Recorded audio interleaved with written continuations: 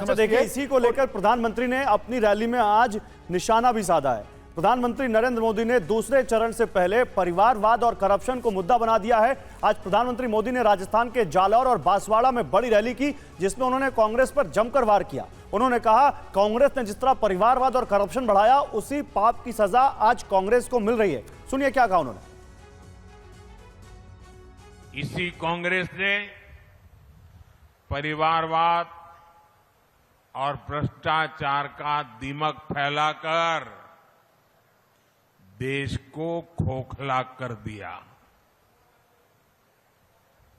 और उनके इन्हीं पापों की सजा आज देश कांग्रेस को दे रहा है। और खास करके देश का युवा इतना गुस्से में है, वो दोबारा कांग्रेस का मुंह देखना नहीं चाहता है। और इसी परिवारवाद को हथियार केंद्रीय गृह मंत्री अमित शाह ने भी बनाया। अमित शाह की रैली बिहार के कटिहार में हुई, जहां उन्होंने परिवारवाद की बात कहकर एक तीर से कांग्रेस और आरजेडी दोनों पर प्रहार किया। मोदी जी ने इस देश में से परिवारवाद को नाबूद किया है।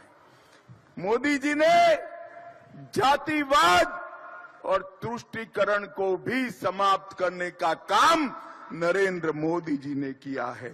और मोदी जी ने हर एक व्यक्ति का विकास करने का काम नरेंद्र मोदी जी ने किया। इतने सालों से एक कांग्रेस पार्टी और इनके साथी लालू जी कहते थे गरीबी हटाओ, मगर गरीबी नहीं हटती थी। एक 10 ही साल में मोदी जी ने 80 करोड़ से ज्यादा देश की जनता को प्रति माह प्रति व्यक्ति 5 किलो अनाज मुफ्त में भेजने का काम नरेंद्र मोदी जी ने किया है। अब बताइए भाई, प्रोफेसर नवल किशोर, प्रधानमंत्री से लेकर गृह मंत्री तक ये साफ कह रहे हैं भ्रष्टाचार के कटघरे में आपको खड़ा कर रहे हैं, और आप वो जो कानून है जिससे भ्रष्टाचार से निपटना है, आप कह रहे हैं कि हम उसी कानून को खत्म कर देंगे। देखिए गौरव जी, बड़ा हास्यास्पद है। अब तो पूरे देश में ये चर्चा है कि मोदी सरकार का मतलब झूठी सरकार। जिस मोदी जी के बारे में चिराग पासवान बैठते हैं, जिनको आप कह सकते हैं कि परिवारवाद है या नहीं, वो आप बताइए। और दूसरे तरफ भी उनके अध्यक्ष हैं, उनके माता और पिता दोनों राजनीति में थे, और उसके बाद परिवारवाद खत्म करने का बात कहते हैं तो बिहार की जनता समझती है। नंबर 1, जहां तक वो कहते हैं कि यहाँ पर भ्रष्टाचार है, 25 का अध्ययन करके बताया गया इंडियन एक्सप्रेस में कि 25 में से 23 जो भ्रष्टाचारी जिसको भारतीय जनता पार्टी करती थी, उनके दल में जाते ही उनका सारा जो आरोप था वो खत्म हो गया। कोई ईडी सीबीआई कोई नहीं गया। ये जो भ्रष्टाचार और परिवारवाद है वो बिहार में जाकर कहना हास्यास्पद है। वहां के लोग जानते हैं कि मोदी जी वहां आकर कहते हैं कि एम्स बन गया है, एक ईंट भी नहीं लगा। आपके नेता पर भ्रष्टाचार का आरोप है कि नहीं है? आरोप नहीं, दोषी है। बल्कि आपके नेता तो बल्कि दोषी है, कन्विक्टेड है। भ्रष्टाचार के आरोप में कन्विक्टेड है ना। यही देखिए, यही आपकी समस्या है। समस्या ये है जिसका समाधान आप खुद नहीं कर पाते हैं। जिस एक केस में आरोपी सजा मिली, उसके साथ साथ 5 केस बंद भी हुए। मोदी सरकार आई, 5 साल को 10 साल में अभी तक खत्म नहीं कर पाई और उनको फंसा कर रखे हैं। आपको भी ये मालूम है कि डीए केस में जब वो अगली कोर्ट में गए, सुप्रीम कोर्ट में गए, तो बाइज्जत बरी हुए। मैं पूछ रहा हूँ, आपके नेता को भ्रष्टाचार में सजा हुई कि नहीं हुई? और आपके नेता उसी सजा की वजह से आज चुनाव नहीं लड़ सकते। पूछ रहा, आपके नेता उसी सजा की वजह से चुनाव नहीं लड़ सकते आज। आपकी समस्या ये है कि आपको समस्या मेरी नहीं है सर, समस्या ये है कि अगर आपसे उस पर सवाल पूछ लिया जाए तो आप तिलमिला जाते हैं।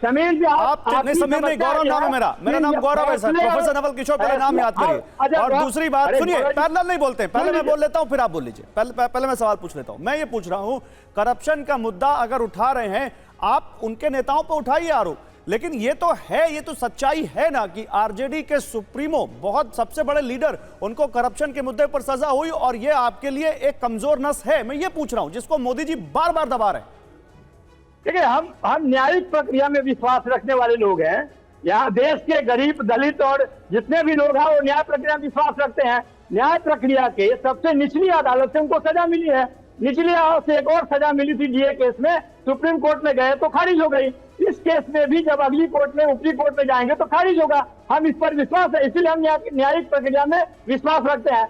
आपको मन है कहने का, सरकार को खुश करने का, आप कुछ भी कहिए, लेकिन सच्चाई ये है कि निम्न कोर्ट से हुआ है, जब सुप्रीम कोर्ट में जाएंगे तो ये खारिज होगा। सर मेरी बात किसी को अच्छी नहीं लगेगी तो किसी को तो अच्छी लगेगी सर। ये तो न्यूटन, सर ये तो न्यूटन का नियम है sir. Every action has a reaction sir. Sir ठीक है सर, हो सकता है मेरी बात आपको अच्छी नहीं लगे तो उनको अच्छी लगे, और उनको ना अच्छी लगे तो आपको अच्छी लगे सर। सर मेरी बात एक सर, ऐसी बहुत सारी बातें हैं नवल किशोर साहब, ऐसी बहुत सारी बातें जो आपको अच्छी लगेगी तो भी प्रेम शुक्ला जी को अच्छी नहीं लगेगी, इसी डिबेट में नहीं अच्छी लगेगी। लेकिन पहले प्रेम शुक्ला मुस्कुरा रहे थे। प्रेम शुक्ला, आप लोग करप्शन का मुद्दा क्यों उठाते हैं भाई? उनको 4 केस में छुटकारा मिल गया, 1 केस में कन्विक्टेड है, वो भी आगे जा रहे हैं। रुकिए प्रोफेसर साहब रुकिए, प्रोफेसर साहब अब आप रुक जाइए। अब जिसकी तरफ आप सवाल उठा रहे हैं उसका उत्तर तो लेने दीजिए।